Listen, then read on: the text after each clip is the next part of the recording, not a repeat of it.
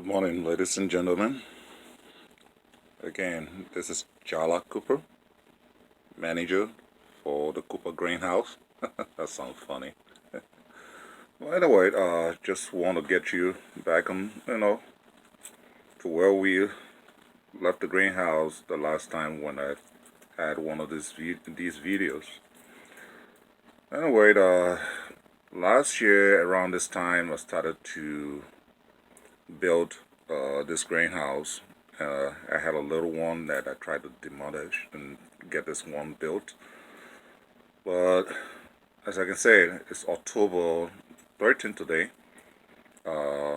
and here we are, you know, uh, have planned growing, fresh pepper, cucumbers, got potatoes, got different kind of grains, you know, squash that we harvested from the garden, and you know, and so far we have so many food in here that it was my dream actually to have my family fed from home rather than going to a store brand all of the time, spending more money. Although I did spend a lot of time here and money, but the comfort alone is what I look at, the energy that I put into it, because I know I'm a person with a lot of energy. I don't like to spend the time sitting down, so I like to spend my time doing something. So I took upon myself to make a garden in the cold winter weather where we can come in and get our fresh food and go in back. So as I can say, it's October 13th, and this is where the garden is now. You can see this is about 10 feet high. You see tomatoes up there. If you look in here, you see some cucumber. You know, we will go in there later, and you can see I'm still having a tomato, blood storing. Giving some flowers, and I'm hoping that this winter I can get more out of there. This is our little storage room where we, when we harvest, we keep some of our food. Those are onions, red onion, white onions. And down here we have wild spinach that I just put, which of course would never grow in this type of cold weather, but it's growing in here. And you saw some of these pictures. These are pepper that we harvest, and we just put them in, here to get ripe, and we can use them from here. The temperature is right, so they keep everything fresh, you know. So potato, other tomatoes, these are tomatoes still growing in here. I'm going on the other end there. So we have some cucumber, squash, and zucchini, you know, fruits that we harvested from the garden up here. Some beef sticks, tomatoes in here. Yeah, let me take you around. So, as I said, this is one of the sections. Uh, it has a whole lot of different kind of peppers, and you can see at this time in October, they're making a lot of flowers because they have the right temperature. In here, it is somewhere around 58 degrees right now. Outside it's about 38. As you can see, this whole place was called the last time, but I had to trim up most of the stuff. Look up here, you see cucumbers, hanging from up, tomatoes, all in there. So, yeah, pepper, ghost pepper, scorpion pepper, how do you call it? Chocolate habaneros. They're all mixed in here. Probably I might be getting different sets. But my ghost pepper mainly on the other end there.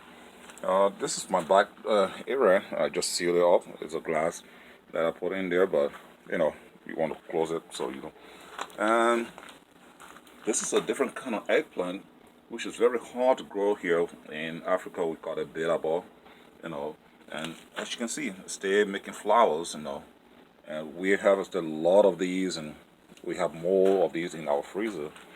So tomatoes, And here's one of my ghost pepper tree. You can see how big it is, and it's got a lot of fruits, on there. Look, it's that high, almost 4 feet high, you know, and it's a whole bush, pepper blossoming, making a lot of fruit. And where I go, I have tomatoes in between, see tomatoes up there, fresh and green, things that you harvest, and it tastes very good actually. My wife loves it, you know, she comes around at times, you know. This is a different kind of pepper too. I can't just remember this, but I had a name tag that's type of a S. Yeah. As you can see, still have some scorch hanging in here. Some of my peppers, actually, I put them in a bucket. You can see from here how more. I just harvested some of these, but they still have fruits. I'll take you on the other end there, and you will see what I'm talking about. Look, you can see there. Those are different kind of habaneros. Very hot, very hot. So it's like, I would say this is a pepper bush. Yeah. So let's see here. Look, this is tiny, short, about a foot and a half tall, but look what it has there. These are all making flowers and making more pepper in the month of October. So busy in here, but I'm loving it actually, because my labor is beginning to pay off. So here I have bitterball, but now I do have some lettuce, spinach and stuff, with some sweet peas put on there is right underneath the pepper, which of course I'll be taking the pepper from there and giving it a little bit of sunlight. Pepper. Or here I remove all the other crops, and there you go. You can see tomato, and it goes along back there, pepper. So, but we come back here again, more pepper. So here you have. I still have okra in here, and there's the ghost pepper center there. As you can see from here, let me see if I can get a chance to get over there. But look underneath there, you see, that's a white ghost pepper, and the green ghost pepper. If I can have a chance to get over here, show you what we have there. Yeah. So, green ghost pepper. Look at that. Look how those are huge. Very huge. Yeah.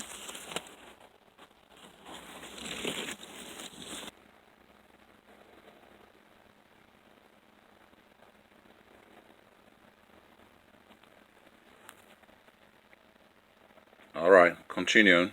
Yeah, we had the video stopped there for a while, so I didn't know that it went out off on me.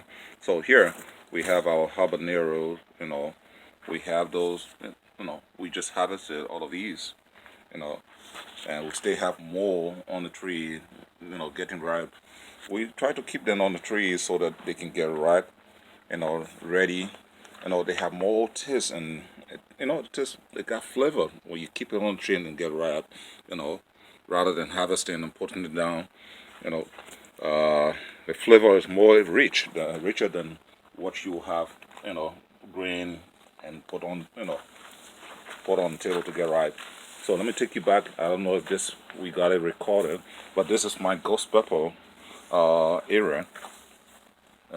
This is the white ghost pepper, and this is a green ghost pepper. Sorry, right here, green ghost pepper. Look at those guys are huge. Yeah.